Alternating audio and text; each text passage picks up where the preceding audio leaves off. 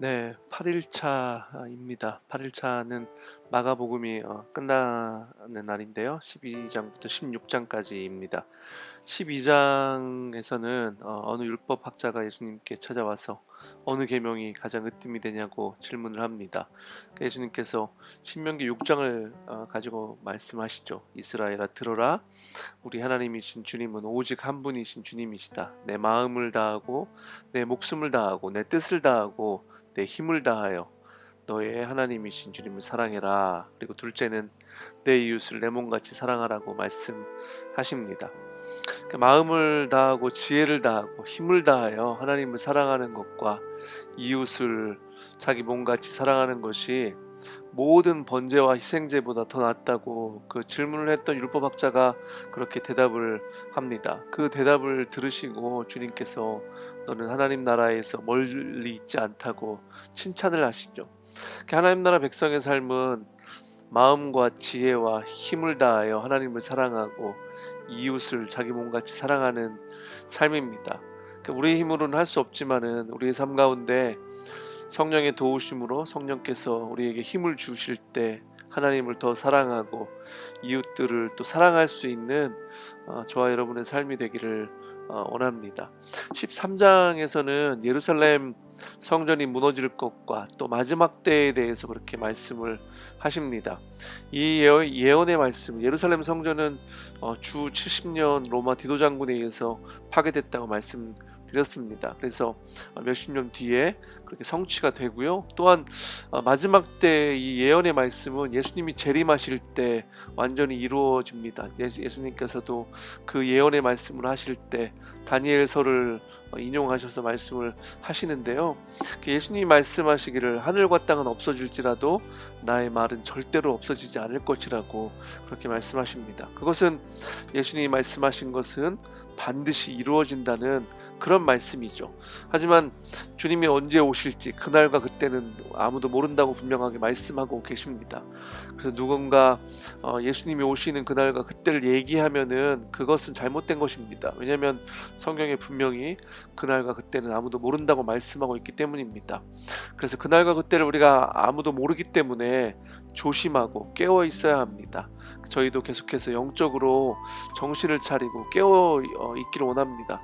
요즘 시대가 영적으로 잠자기 좋고요, 나태하기 좋고 정말 이렇게 깨어있기 어려운 그런 시대를 저희가 살고 있는 것 같습니다. 이럴 때일수록 정신을 바짝 차리고 또 말씀을 읽고 기도하면서 저희 영적으로 좀 깨어있기를 그렇게 원합니다.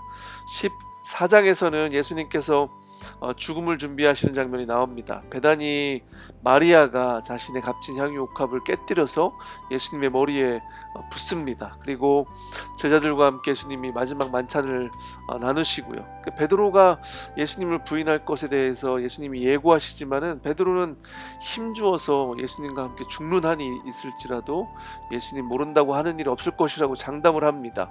나중에 예수님이 말씀하신 게 맞았죠.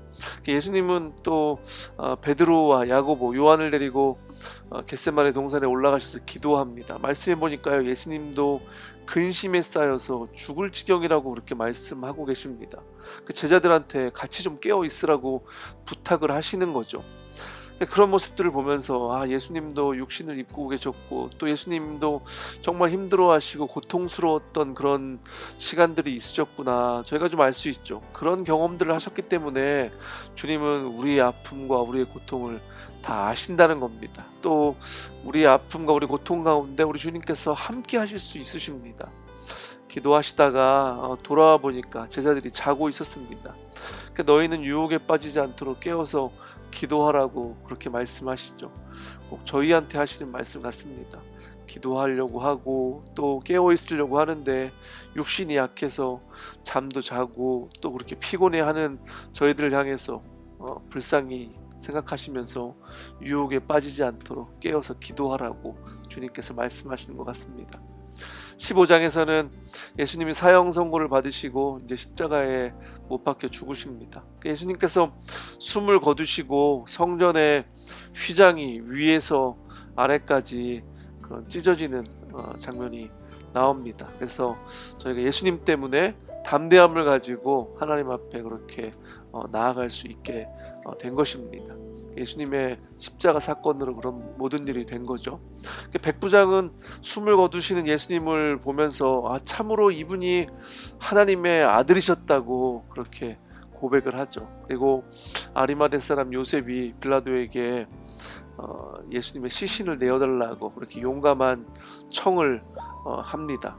16장에서는 예수님께서 말씀하신 대로 예수님 부활하셨고 무덤을 찾은 여인들에게 천사가 나타나서 부활의 소식을 전합니다. 그래서 지금 부활의 소식을 처음 듣는 사람들이 여인들이었습니다.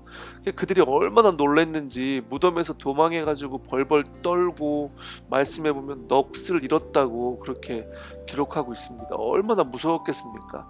그리고 그 경험했던 그게 너무 무서워가지고 아무에게도 말을 못했다고 그렇게 말씀하고 있습니다. 그리고 슬픔에 빠져있던 막달라 마리아에게도 예수님이 나타나셨고 마리아가 이 부활의 소식을 제자들한테 전하는데 사람들이 믿지를 않습니다. 고향으로 내려가던 두 제자, 이제 엠마오로 가는 제자였죠. 엠마오로 가는 두 제자에게 나타나셔서 이 예수님 부활하신 모습들을 보여주시고 또 그것을 다른 제자들에게 가서 전하지만은 그 제자들도 믿질 않습니다. 부활하신 주님이 그 뒤에 또 11제자에게 나타나셔서 믿음이 없고 마음이 무딘 것을 꾸짖으시는 장면이 나옵니다. 근데 그런 제자들에게도 온 세상에 나가서 만민에게 복음을 전파하라고 그렇게 명령하시죠. 마가복음에 보면은 이 제자들의 그 믿음 없고 마음이 무딘 장면들이 계속해서 나옵니다.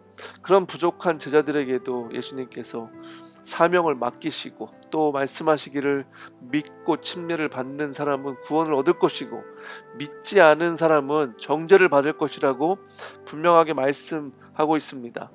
믿음 없는 제자들의 모습을 보면서 우리의 모습을 보는 것 같습니다. 우리의 믿음이 없고 우리의 마음이 무딘 것을 예수님께서 지적하고 계신 것 같아요. 하지만은 그렇게 부족하고 연약한 저희들이지만은 우리에게도 성령이 임하고 예수 그리스도의 이름의 능력이 임하면 어떻게 된다고 말씀합니까? 귀신을 쫓아내고 새 방언을 말하고 손으로 뱀을 집어들고 독약을 마실지라도 해를 입지 않는다고, 아픈 사람에게 손을 얹으면 나을 것이라고 그렇게 말씀하고 있습니다. 새로운 그 능력과 권능이 임한다는 거죠. 그래서 믿는 사람들에겐요 권세와 능력이 분명하게 함께하고 계시는 것들을 말씀하고 있습니다. 저희가 마가복음을 이렇게 마무리하면서 저희가 부족한 사람들이고 믿음 없는 그런 사람들이지만은 하나님께서 은혜를 주시고 또 저희가 믿음을 가지고 예수 그리스도의 이름의 능력을 가지고 그렇게 나아가길 원합니다. 그런 사람들에게 그리스도의 이름으로 하늘의 능력들을 그렇게 부어주시겠다고 말씀하시고 그런 제자의 삶을 살라고 말씀하고 있습니다. 말씀을 읽으시면서 그런 또 열정들을 품기를 원하고 또 하나님 나라를 위해서 제자로서 하늘의 능력들, 하늘의 권세들을 경험할 수 있는 저와 여러분이 되기를 그렇게 바랍니다. 여러분 마가복음 잘 마무리하시고요. 네, 감사합니다.